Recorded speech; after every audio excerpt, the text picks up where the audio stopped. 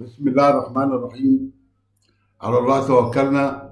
ربنا افتح بيننا وبين قومنا بالحق وأنت خير الفاتحين.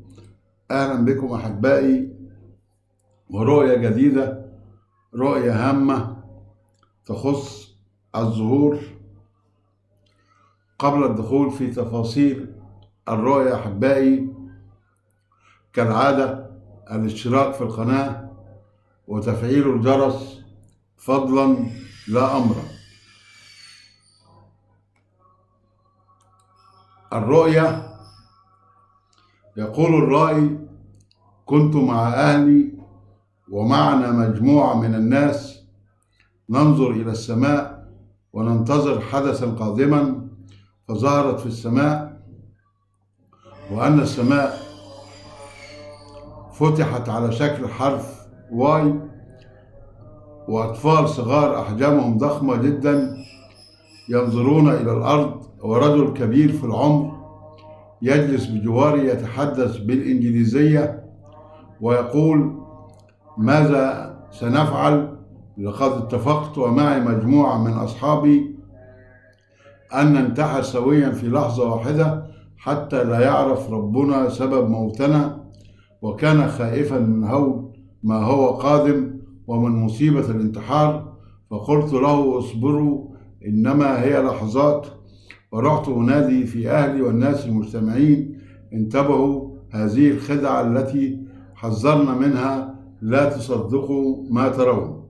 انتهت الرؤيا. التفسير: كنت مع أهلي ومعنا مجموعة من الناس ننظر إلى السماء. النظر للسماء له دلالات كثيرة في الرؤى حسب حالة السماء ولونها، فقد تكون بشرى وقد تكون نذير. وللسماء بصفة عامة تدل على العلو والسلطة والمستقبل، ودلالتها على المستقبل تعني التغيير حسب حالة الرأي وأحداث الرؤية.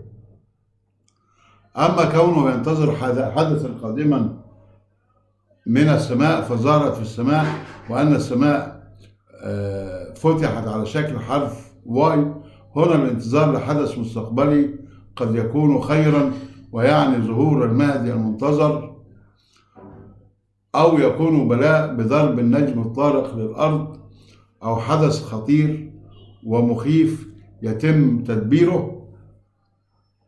أما كون السماء فتحت على شكل حرف واي، فهو هذا الحرف من الحروف الأجنبية، وله دلالة فتح السماء بهذا الشكل يشير إلى المؤامرات القادمة التي سوف تظهر في السماء، وهي مؤامرات كثيرة. فحرف الواي حرف جنائزي، وهو يدلي على كنوز أو يشير إلى كارثة، وهي ظهرت بالشكل الآتي في الرؤية: أطفال صغار أحجامهم ضخمة جدا ينظرون الأرض، ورجل كبير في العمر يجلس بجواري يتحدث بالإنجليزية ويقول: ماذا سنفعل؟ لقد اتفقت ومعي مجموعة من أصحابي أن ننتحر سويا في لحظة واحدة حتى لا يعرف ربنا سبب موتنا، وكان خائفا من هول ما هو قادم ومن مصيبة الانتحار. فقلت له: اصبروا، إنما هي لحظات. هنا ظهور الأطفال بشكل غير وضعهم الحقيقي، وبشكل خارج عن البراءة المعتادة التي نراها الأطفال، وظهورهم بأشكال بأحجام كبيرة يدل هذا على محاولتهم الخفية في الاستنساخ والتغيير في سنن الله في كونه وفي في خلقته. نحن نراه في الاستنساخ ونراه في صور قد يتم عرضها في السماء، وهو مشروع الشعاع الأزرق.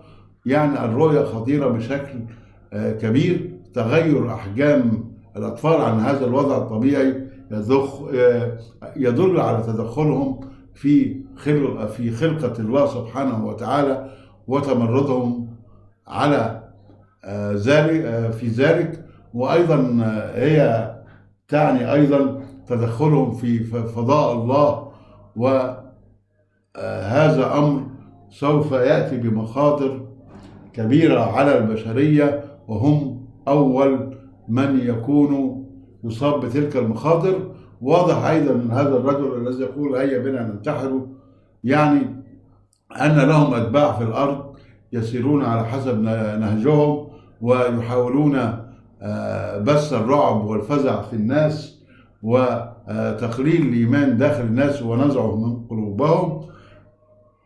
ولكن الرأي في النهاية بيقول أنا قلت لأهلي انتبهوا، دي خدعة وحذرنا منها، ولا تصدقوا ما ترون. وبالفعل الرأي قد يكون من الناصحين وقد يكون من القلة المؤمنة التي تعي للأخطار القادمة ويكون له دور كبير في التوعية. الرؤية تشير إلى مشروع الشعاع الأزرق وأحداث تظهر في السماء بشكل غير عادي، يعني فعلينا الحذر في الفترة القادمة.